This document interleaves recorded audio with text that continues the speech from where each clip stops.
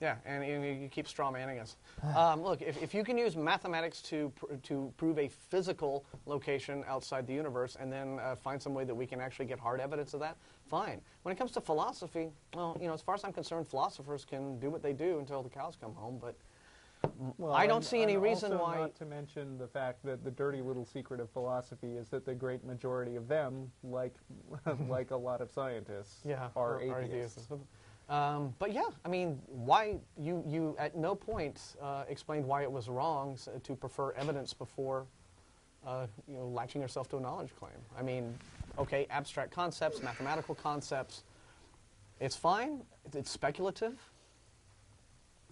Maybe it shouldn't necessarily always be dismissed, but you should always be aware that when you're talking about that sort of thing, you should say, all right, we're not reaching definite conclusions here. This is speculative, and it's maybe worthy of further study. That's fine. But to say, oh, well, I use all kinds of complicated mathematics, and therefore I have some higher understanding of reality than you. Yeah, well, if you can't, and then you can't explain it coherently, it's not our fault. So. Okay. All right. Yeah, I mean, that got a little tiresome. We started out by him saying that we wouldn't accept his definition of a god, and then went on to not define any god and ramble about.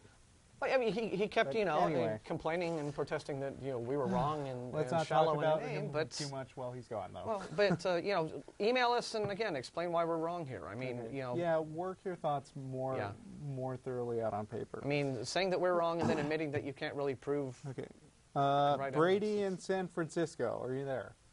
Yes, I am. Thanks for waiting so patiently. That certainly did fill some time. Yes, it did.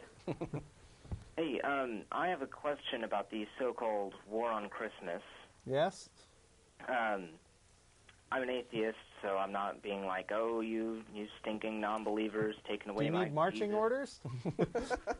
No, so last week, my school newspaper came out with a new edition, and on the back, it's got all the fun stuff on it, like jokes and comics and whatever, and on one of them it's the top 10 worst Christmas gifts to receive.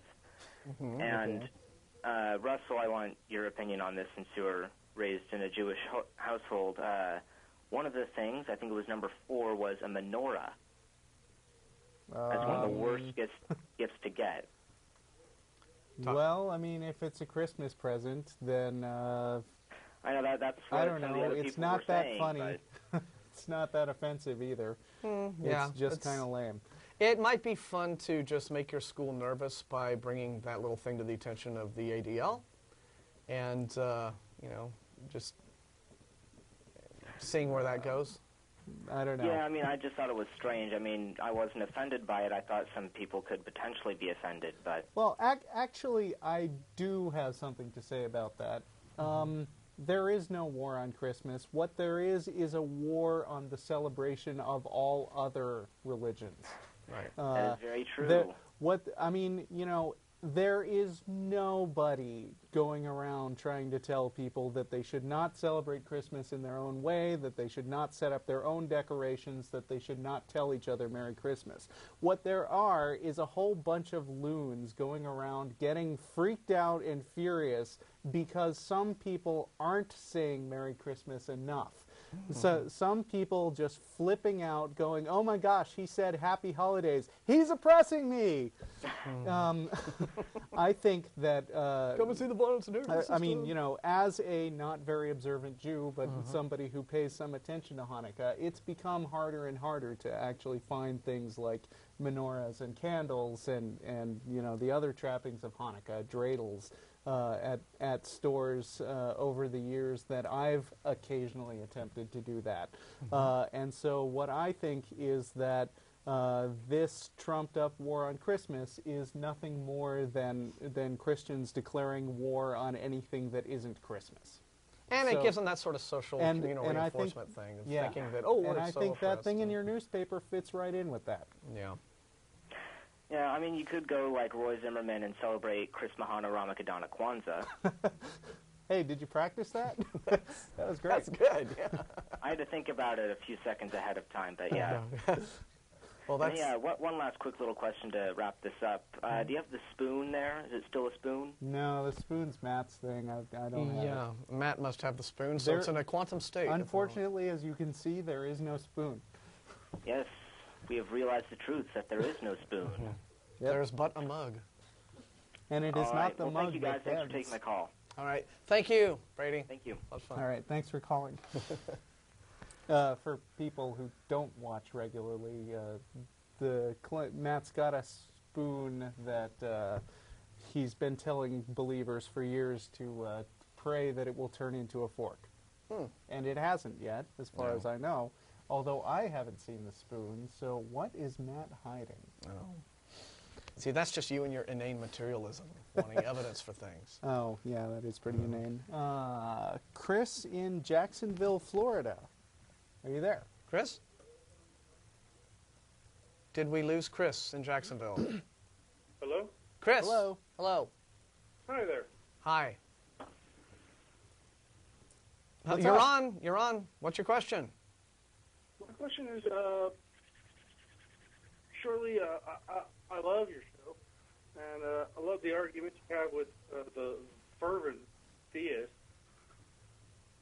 that just love to have arguments with you that go nowhere. No, that one didn't really. Yeah, you're right. Yeah.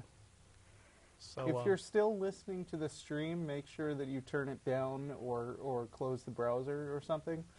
Oh, it's close. Okay. I was trying to watch this. anyway, Chris, what's on your mind? My question was about less the